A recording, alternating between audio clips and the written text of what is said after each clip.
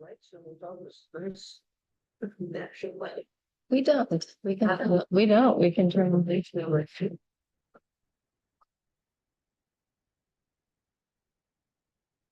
Where what is it's an octopus here. So you want both of Huh?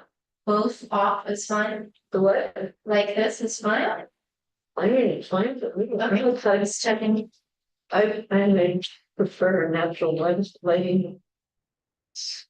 And you have light on the computer, right? Yeah, yeah.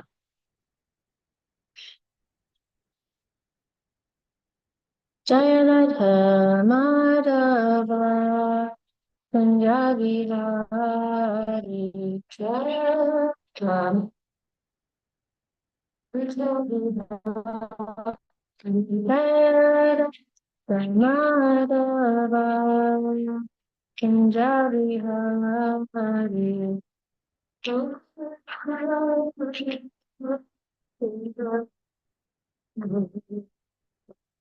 Jesus Jaya Radha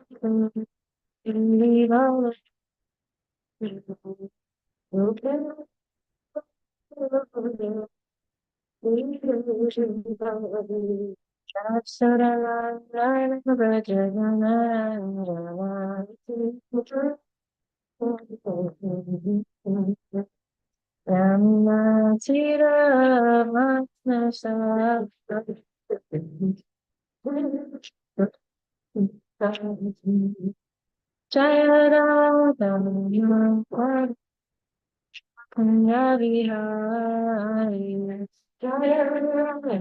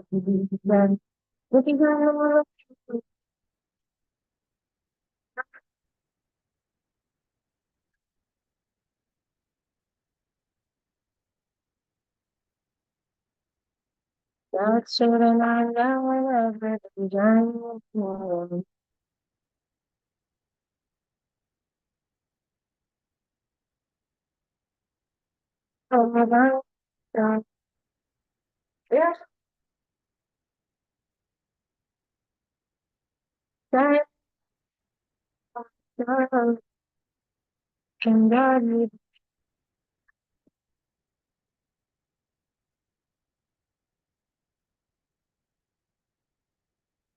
Hare Krishna, Hare Krishna, Krishna Krishna, Hare Hare, Hare Ram, Hare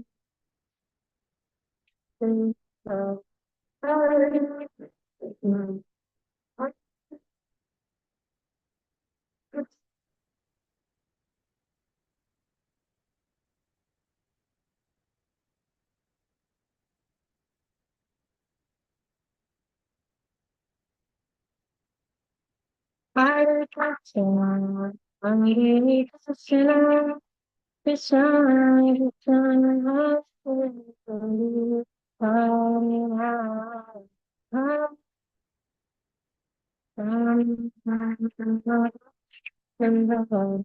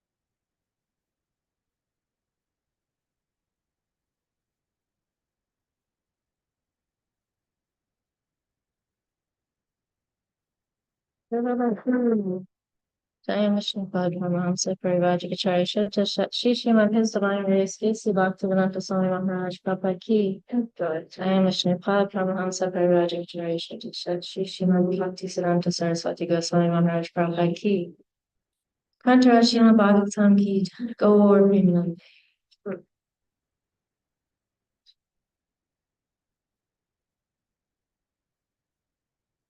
Would you like some water? Okay. Om Namo Bhagavate Vasudevaya. Om Namo Bhagavate Vasudevaya. Om Namo Bhagavate Vasudevaya.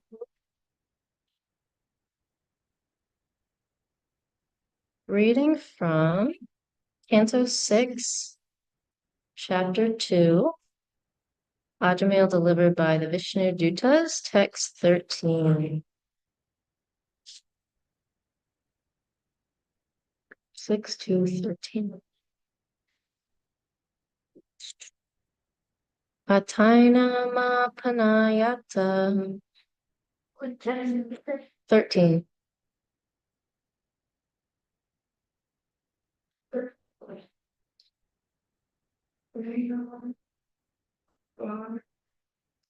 Krita Sheshaganishkritam Yadaso Bhagavan Nama Mriyamana Samagrahit Ataina Mapanayata Krita Sheshaganishkritam Yadaso Bhagavan Nama Mriyamana Samagrahit. You have it like 6 to 13. Yeah, my turn being too much. I'll speak louder to the mic. I just turned it up. Ataina Mapanayata Krita Sheshaganishkritam Yadaso Bhagavan Nama Mriyamana Samagrahit. Please repeat.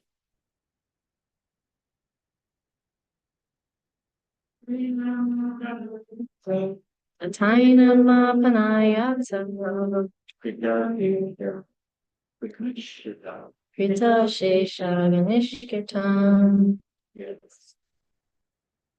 Yadaso Bhagavan Nama Mriyamana Samagrahit. Ataina Mapanayata Tashe Jaganishketam Yaso Bhagavan Mriyamana Samagrahit. Ata, therefore, Dinam, him, Ajamil, Ma, do not, Apanayata, try to take, Krita, already done, Ashesha, unlimited, Aghanishkritam, atonement for his sinful actions. Yet, because Aso the Bhagavat the holy name of the Supreme Personality of Godhead. Mriyamana while dying. Samagrahit, perfectly chanted. Translation and purport by His Divine Grace A.C. Bhaktivedanta Swami Prabhupada, Srila Prabhupada Ki. Translation: at the time of death, this Ajamil helplessly and very loudly chanted the holy name of the Lord Narayana. That chanting alone has already freed him from the reactions of all sinful life. Therefore, O servants of Yamaraj, do not try to take him to your master for punishment and hellish conditions. Purport: the Vishnu Dutas, who are superior authorities, gave orders to the Yamadutas, who did not know that Ajamil was no longer subject to tribulation and hellish life for his past sins. Although he had chanted the holy name Narayana to indicate his son, the holy name is so transcendently powerful that he was automatically freed because he had chanted the holy name while dying. Ante Narayana Smriti. As Krishna confirms in Bhagavad Gita 7:28, Yesham tvanta gatam papam jananam punya karmanam te dvandva mukta bhajante mam drithavrataha. Persons who have acted piously in previous lives and in this life, whose sinful reactions are completely eradicated, and who are freed from the duality of delusion, engage themselves in my service with determination. Unless one is freed from all sinful reactions, one cannot be promoted to the platform of devotional service. Elsewhere in Bhagavad Gita 8.5, it is stated, Antakale chamam eva smaran mukta kalebram ya prayati samadbhavam yati nastyacha samshayaha. If one remembers Krishna and Narayan at the time of death, one is certainly eligible to return immediately home back to Godhead. Translation again, at the time of death, this Ajamil helplessly and very loudly chanted the holy name of the Lord Narayana. That chanting alone has already freed him from the reactions of all sinful life. Therefore, O servants of Yamaraj, do not try to take him to your master for punishment and hellish conditions. Om Aganatanravisya Gnanjana Shalakaya Chakshur Unmilitam Yena Tasmai Shri Gurave Namaha. Jai Shri Krishna Chaitanya Prabhu Nityananda Shri Advaita Gadadhar Shivasari Gaura Bhaktavrinda. Hare Krishna, Krishna Krishna, Hare Hare, Hare Rama, Rama Rama, Hare Hare. So for those of you in our online audience, we are graced with the presence of Her Grace Malati Prabhu and only Atsamaburi Shastri Prabhu. And what are your names? And nice to have everyone. So I know I thought I was off the hook. Now I feel very unqualified to speak. So where was I? Yeah, so I have a little bit prepared on this topic and wanted to speak a little bit on the pastime of Lord Chaitanya's dancing at Rath Yatra as well, because today is our Rath Yatra celebration. But as I was just reading this now, the point really stuck out to me that Prabhupada quotes this verse from the Bhagavad Gita 7:28, that persons who have acted piously in previous lives and in this life, whose sinful reactions are completely eradicated and who are freed from the duality of delusion, engage themselves in my service with determination. And then Prabhupada comments, unless one is freed from all sinful reactions, one cannot be promoted to the platform of devotional service. So that is Krishna's standard in the Bhagavad Gita, that we have to become freed from all sinful reactions, and then we become qualified to, approach Krishna. But I don't know about anybody else, but I'm definitely not coming from a background of being freed from sinful reactions or on the, coming to the Brahma Bhuta platform before going to Krishna. So that's the mercy of Sri Chaitanya Mahaprabhu, that, Krishna says, first you become qualified and then I give you a taste. And Lord Chaitanya says, first I'll give you a taste and then we'll talk about qualifications later. So, and we can see that Prabhupada, from reading Leela Amrita and his pastimes, that he was also definitely in that mood, and you could probably speak more on that, but you get a taste and you get introduced to devotees, and eat as much prasadam as you want and just go for it. And then gradually the Prabhupada introduced more like, well, actually, this is how we do things properly. And how, yeah, we can follow certain rules and regulations to be able to take to spiritual life more easily and also please Krishna more.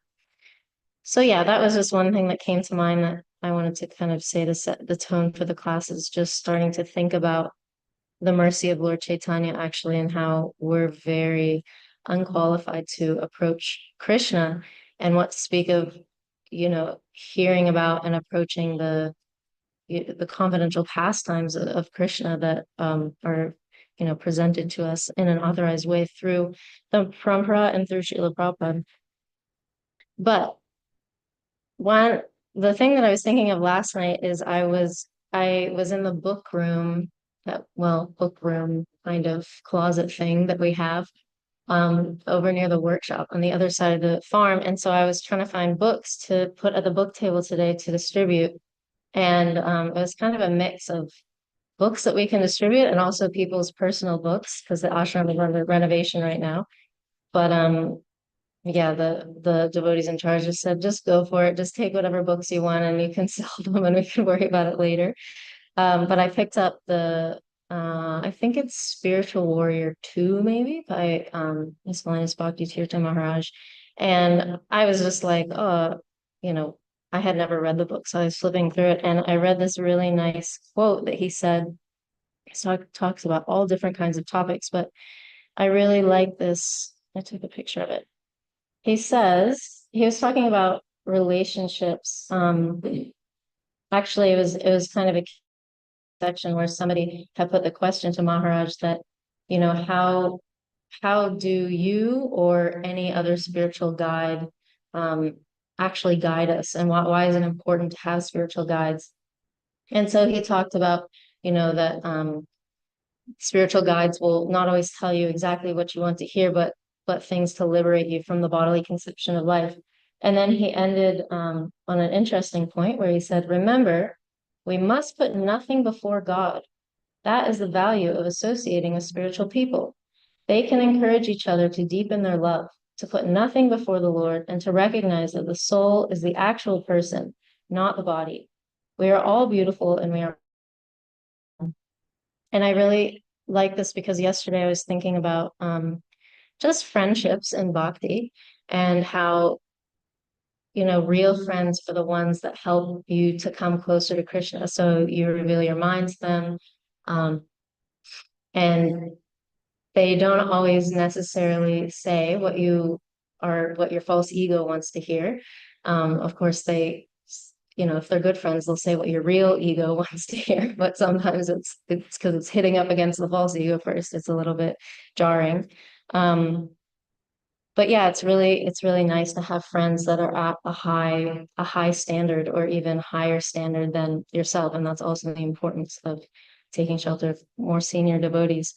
So yeah, I've been lucky to have quite a few mentors like that really push me to higher levels. If we're going through something, of course, there's certain, I guess, material, practical solutions, and then there's ultimately deepen your chanting, take shelter of hearing and chanting to come through difficult times or whatever you're going through.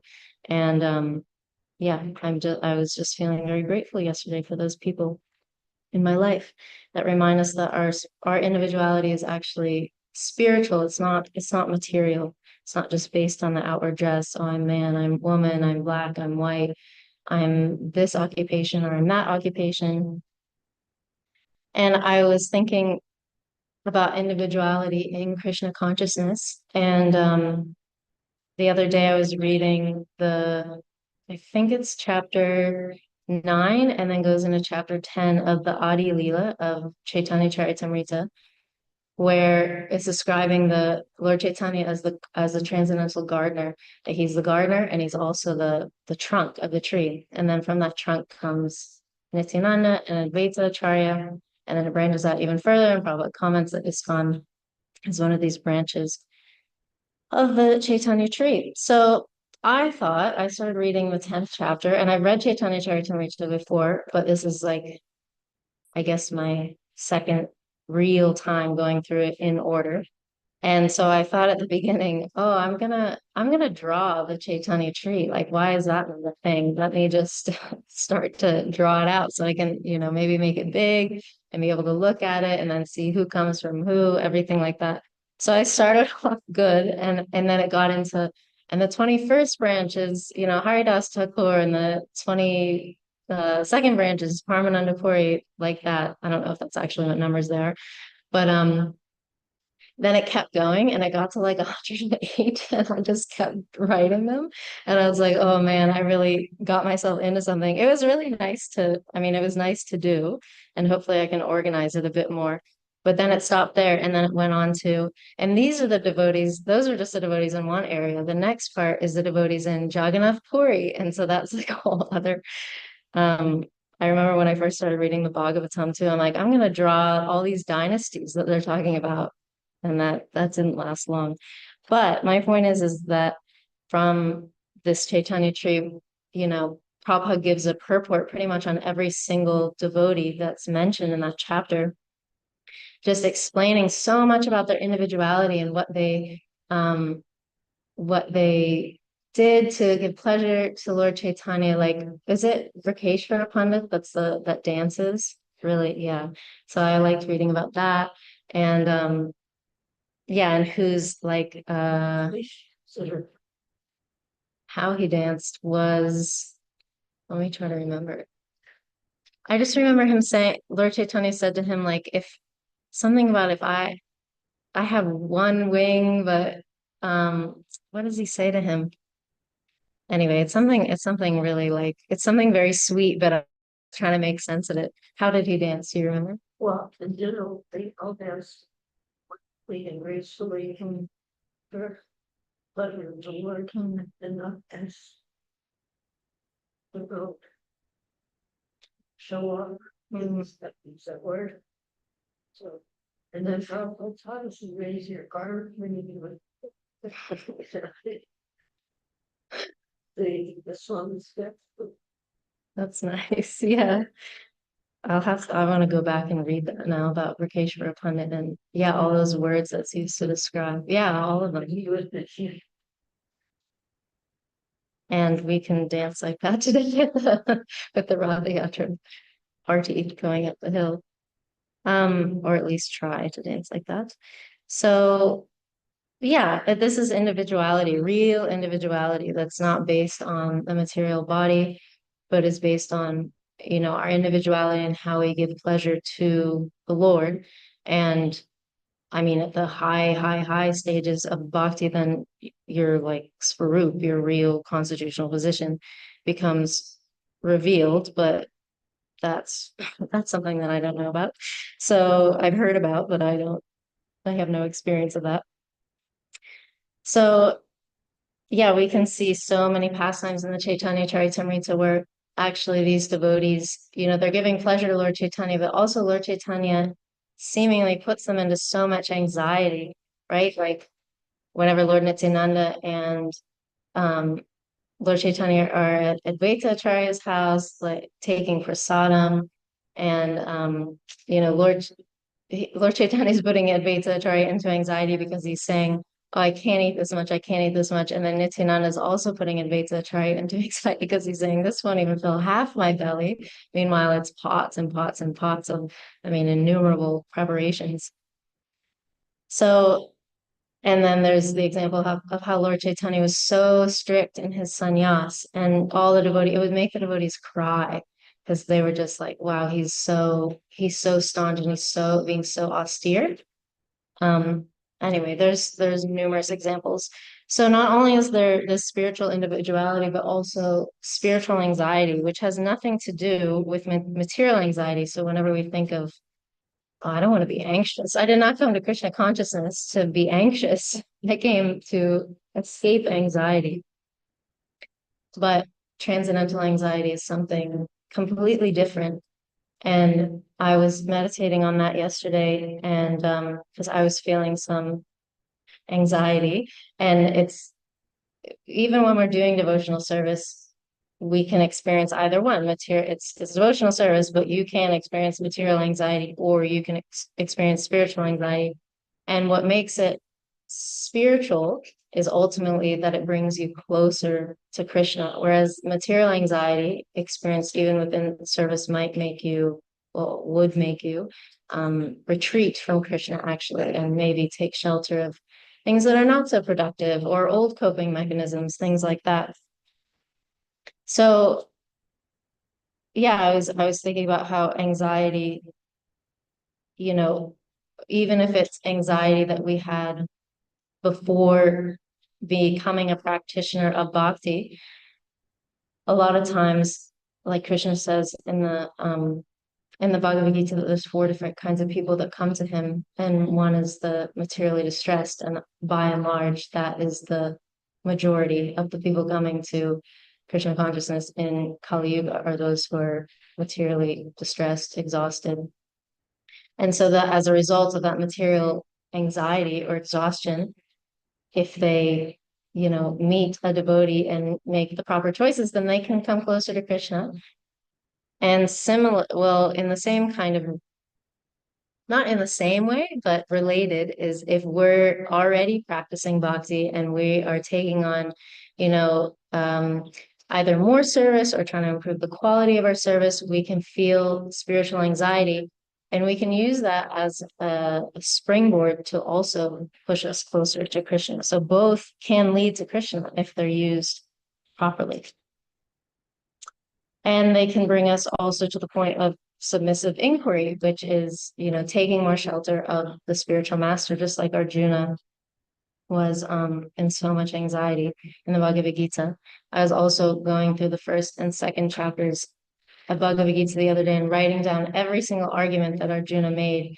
And it said, I mean, so many things, right? It'll destroy the family tradition. It'll give rise to Varna Sankara. It'll, we won't even be happy if we get to enjoy all this opulence, but it was at the expense of the lives of our friends and relatives. So he gives all of that. And then finally he comes to the point, a little bit after the beginning of the second chapter, it says, Karpanidosha Pahatasvabhava Pritchami Tvam Dharma Samudacheta Yatshesha Nishchitam Bruhitam Neshishyaste Sadi Mam Tvam Prapanam. So he's saying, now I essentially that he's lost his composure and he's asking Krishna, what is I'm your disciple, soul surrendered unto you. Please instruct me. So Arjuna he's giving the example of using his anxiety properly by taking shelter of Krishna. So that is our handbook, because this world is, padam padam yad padam, like there's just danger at every step. There's anxiety at every step. Whatever you do, that's just the way this world is made. There's Vaikunta, which is without anxiety, and then there's Kunta, which is the material world.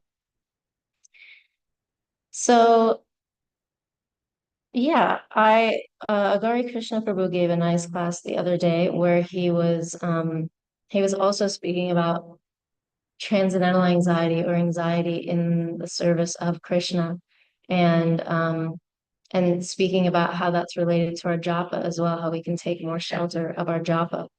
And he gave the example, I think I asked some question and he gave the example of he's like, well, you cook, right? So definitely there's anxiety there, if you're like trying to make a prep and then you can't find an ingredient, something like that. And I thought, yeah, that's true. And then I thought of the first time that I got the opportunity to cook for my spiritual master. I mean, it's still like this, but man, that was like a whole other level. I've never been in so much spiritual anxiety in my life. Like it was like I said to him, I was like, it was like an out of body experience. So many people want out of body experiences nowadays, like by taking drugs, or there's all kinds of things you can do. Like there's I think it's called lucid dreaming. A lot of people are trying to induce lucid dreaming within themselves because it's like an out of body experience, like you're watching yourself have a dream or something like that. I remember seeing this thing that so a way people come into it is you get a ping pong ball, you cut it in half, and if you put them on your eyes before you go to sleep or something like that, then somehow or other, and do some kind of breathing, then somehow or other you can induce lucid dreaming. So people are doing all kinds of crazy things just to get an out of body experience, or even more, I guess, common day-to-day examples. Why do people play video games? It's so absorbing. It's like, the whole metaverse, everything that's going on is because it's offering the potential of an out-of-body experience, which should indicate to us that this world is pretty miserable if we have to constantly, if just materially the nature of this world is people are constantly looking for an escape in, whatever it might be. Illicit relations, intoxication is obviously a very common one. Video games is a really, really common one that I feel like isn't talked about often. So yeah, they're trying to have an escape, but actually devotional service is the ultimate escape and is the ultimate out of body experience. I don't know if anybody's had um had the experience in service where they just forget, they're like, oh, I forgot it was lunchtime, or I forgot like that an hour ago I said I had to use the bathroom, and then it just didn't happen because it's just so, you're just absorbed in the service. And it's just like, wow, and all the kind of like faculties of the body, or yeah, I guess ways that the body needs to be managed, kind of get put to the side, at least for a little bit. And then you're like, oh, okay, actually I do need to take care of that. I forgot I was too into the service. Doesn't happen to me often, but it's happened a couple times. So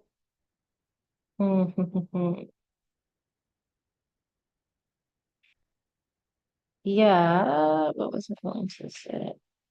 Oh, so essentially we can experience this spiritual anxiety by getting absorbed in devotional service, or this quote unquote out of body experience.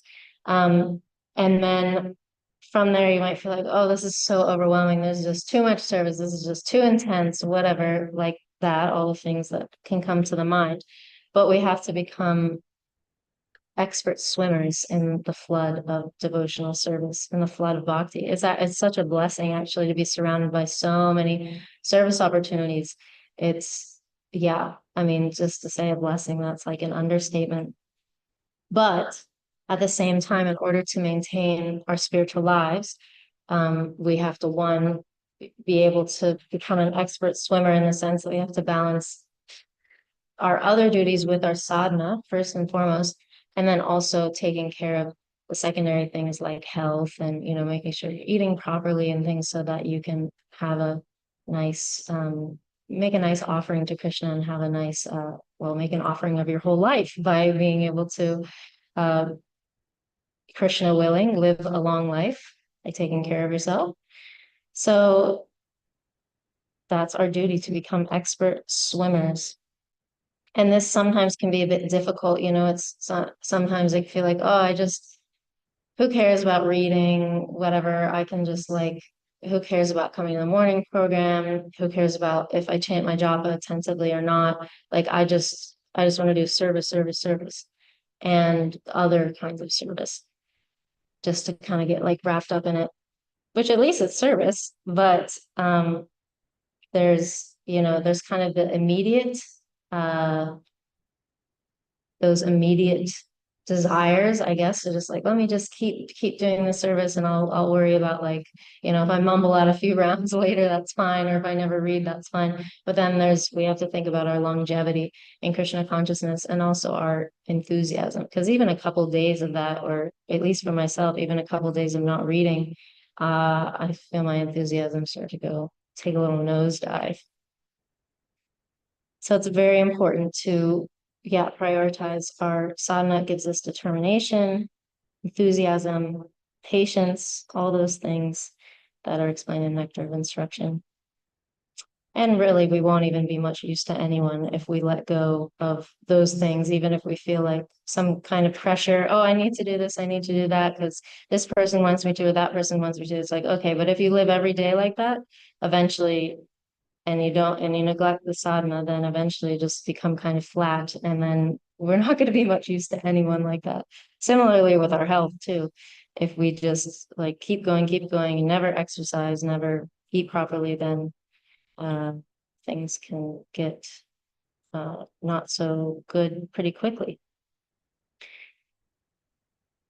But there's also, just going briefly to this point of, to end, I guess, with talking about Rath Yatra, which I hope somebody is going to speak on later today, because I'm not speaking about it too much, but I'm pretty sure somebody will talk about it later today. Can't remember the schedule.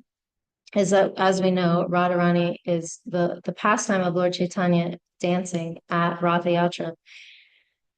The pastime of Rath Yatra in and of itself is Radharani trying to, pull Krishna essentially back to Vrindavan.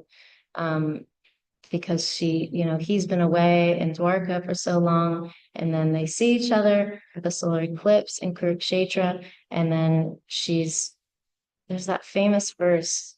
I can't remember it, but essentially Radharani's saying, like, she doesn't want to see Krishna like this in all his opulence. She wants to see him back on the banks of the Yamuna in the groves of Vrindavan.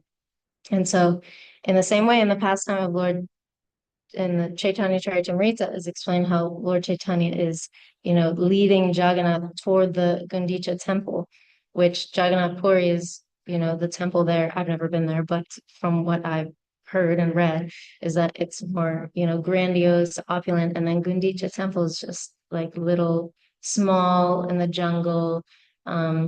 So in that way, like Jagannath Puri is like Dwarka, and then the Gundicha temple is like more simple, more intimate, like Vrindavan. So the devotee is trying to pull Krishna, and at the same time, Krishna is, pulling at the heartstrings of the devotee. So there's this transcendental competition going on. And really, this is just meditating on this pastime of, the love being shown between Lord Chaitanya and Lord Jagannath in this Ratha Yatra pastime, just brought to mind that this is really what people want in the material world, is like a relationship like that, some kind of relationship that just pulls at the heartstrings, and there's constantly this competition between them, who can show their love better, who can express their love better, who can do more for the other person, like that. I mean, that's just the ideal. That's like every romance movie, everything like that. But unfortunately, in the material world, that doesn't last long, or at least it lasts, in the best case scenario, it lasts as long as the hormones last. And then, yeah, usually goes flat after that if there's no, duty consciousness in the relationship, if there's no Krishna in the center of the relationship. But my point is that everybody wants this kind of dynamic relationship, or the other person's trying to outdo the other one in terms of reciprocation, but we can only have that with Krishna, actually, because Krishna knows how to get the best love out of us. He arranges for our purification so that we can come closer to him. And if the devotee uses those opportunities in the right way, then they can feel Krishna's reciprocation in that, and then they want to reciprocate more with Krishna, and then Krishna wants to reciprocate more with them. So it's like the transcendental competition goes on. So I'm trying to remind myself that, I should always remember that Krishna is always making arrangements for me to be able to become more Krishna conscious. I mean, he was doing that even for a lot of us, even when we were non-practitioners, maybe we met some devotee, something like that. I remember just one quick example is that I was going to university, met devotees there, and then I think I moved into ashram, and then months later, I went back to my hometown, Indiana, Pennsylvania, which is 3 hours from here. And then I was sitting, I'd just chant japa in my room, like with my door closed very early. But one day I was like, oh, for some reason I decided to chant in the living room. And I just sat down, I was chanting my japa, and then I opened my eyes and I looked at the wall in front of me, and there was this huge picture, like this big, of Krishna and the 8 gopis like dancing with him. And I was like, my jaw literally dropped. I was like, what? How did that? And then I remembered, I'm like, oh my God, my brother, like years ago, had gone to India for some geology, like 2-week geology course or something like that for his degree. And I just never, this picture was hanging in my house for so long, and I never like noticed it at all. And then that one day I decided to sit there. And yeah, he even got to go to Jagannath Puri, all this. I'm very jealous now. But I was just so baffled. And then I also realized, like, probably just a couple years ago, that my dad took out this book and he's like, remember you gave this to me one Christmas? And it was oh, I can't remember the name of it. It's Urmila Mataji's book. Uh it's about like the forest of based on the pastime of Paranjana, the forest of material enjoyment. And I remembered, I'm like, oh my God, I had just randomly bought that for my dad on Amazon for one Christmas before I even met devotees apparently. So I'm like, I mean, there's probably so many other things that happen as well that I'm just not aware of. But Krishna is like time and time again, just little things here and there, even before we're practicing, is, trying to make these arrangements to bring us back to him. So, and then I just found out from one, what's her name? Shambhavati, one devotee here that I just randomly met the other day. And she told me that in my small hometown, that there's one devotee that used to work at the university there as a chemistry teacher. And I was like, oh my God, why would a devotee ever wind up in like little, backwoods Indiana, Pennsylvania? So I was like, maybe I even met him. Who knows? But yeah, anyway, I'll just end there and conclude with saying that yes, that is the mercy of Lord Chaitanya. He is giving the highest points of love of Godhead to the lowest Kali Yuga degenerates like myself. And not only that, but as evinced by the pastime or the explanation of the Chaitanya tree, he's asking us to give it to other people too. So how nice is that? Um, yeah, I'll just end there, and if there's any corrections or comments. Oh, can I give you this just so everyone on Zoom can, oh wait. Yeah, actually everyone in the Pujari room in Zoom can hear. Thank you. Listen to one thing, we have to be careful with what we say. Mm. And make sure what we say is we have been taught by Sri Prabhupada. So you commented this helps us secondary. Mm. I'm quoting you here. That's not what Prabhupada tells us. And we had an design, in fact, when we had a person in the kitchen. Health is number one. Mm. Chanting is number two. Service is number three. And then comes reading. Why would health be number one? Because without health, you just can't pull off the rest of stuff. Mm. Even with chanting. So Thank you. and then there's not anything interesting. Prabhupada talked about Ajudil during the 1975 of the Ajudil Philadelphia. And he gave me an example, maybe we all know that people remember the story. Everybody knows the story.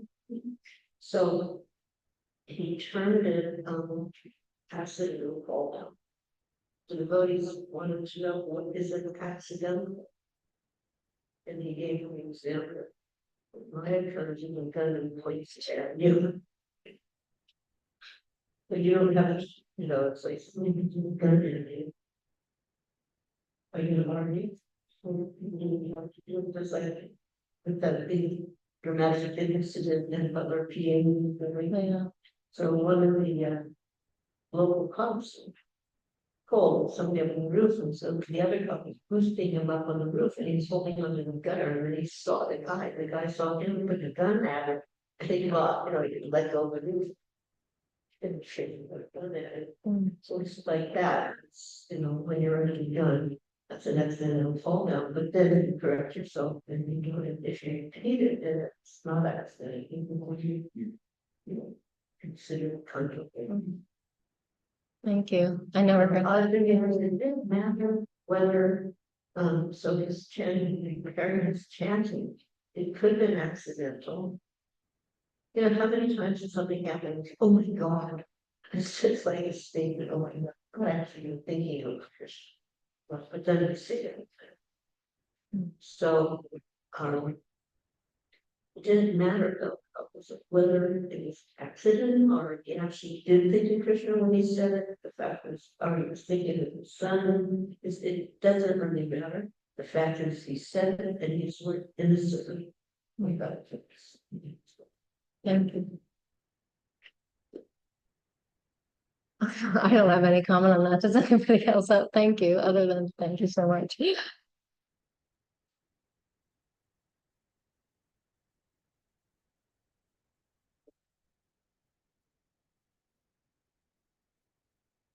Thank you. You're speaking and we have other Malachi here. And I keep connecting Prabhupada Leela Vritta. Like when you're talking about for your spiritual master and how much anxiety it has about bringing them past that of Malachi cooking and to hear the older days of Prabhupada in San Francisco and how the stories that Shamsundur Prabhu Buddha, some them that talk about the different kinds of psychedelics they used to take and the places they would take to Prabhupada to give presentation. So it's an amazing experience to hear you speak and to have Malachi Mataji here is reminding me of the Prabhupada's teaching. It also came to mind when you were speaking how, like coming from India, our approach is different, but in the US, it's the Prabhupada used to say, if you don't do something wonderful, Krishna was the use of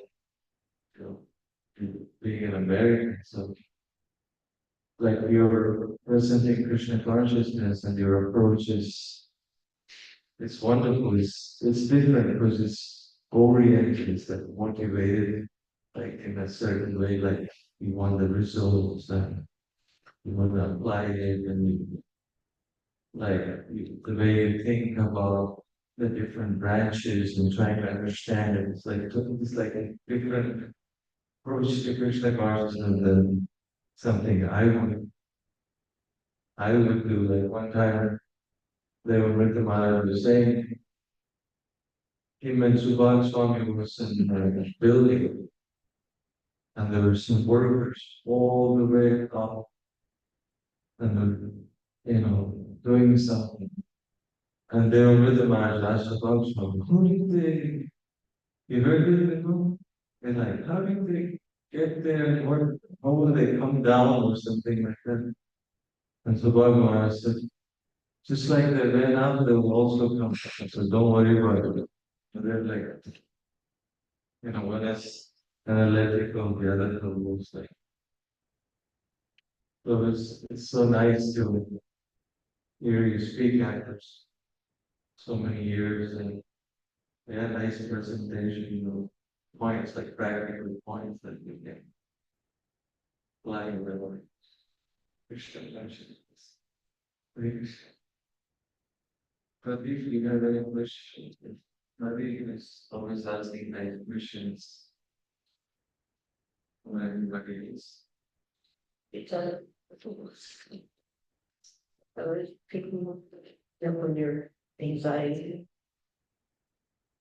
Yeah, especially the anxiety. So in Australia, probably couples, we was voting, so it was one voting, was a majority. And it was this person, I mean, was always in anxiety. Encouraging. Yes, that anxiety, we want that anxiety, you know, the doctor was. So years of someone who's one for anxiety, that is Christian anxiety. And if you think about, well, it's based on anxiety, it's the highest emotions are Christian, you go to the way we're always in the God. Talking about it. So actually that anxiety isn't, as you mentioned, the anxiety in the, you know, chill world is actually existing. So when we're thinking our anxiety, it probably is anxiety, but when we actually can absorb that same anxiety, it's just I want to please the person, I want to please the person. That's good for us. It's standard. So I had that experience yourself. Yeah. I enjoy hearing classes from different devotees, traditional devotees, because you get a glimpse into, I mean, what's changed? For that confusion old age, it's always there, and that's what we're facing. That's our dilemma. And how it's being faced, how it's being understood, how it's being navigated, and see how in the generations we can always are approaching this and but at the same time, it's the same, it's still the same, how they were looking world. And then we're here by our previous activity, and your others, and you have to protect the relationship. So the intrinsic aspect is always there. But we were navigating one part, it's also there, if you need their perspective. But as your experiencing it, the same thing, but with traditional different generating varieties. That's very interesting to me. I was thinking, thank you for your advice. Thank you.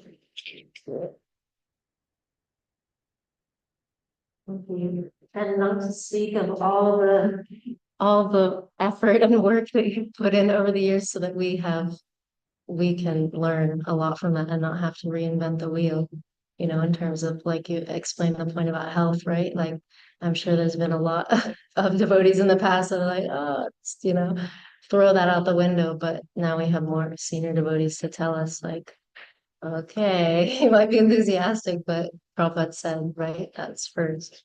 So I really appreciate all of your sacrifice, all of your wisdom, and people definitely lucky with all you guys. Thank you. And thank you, Shastra. He's glorifying me, but I learned everything I know from him. So thank you. Any last minute comments or questions? Did you have someone?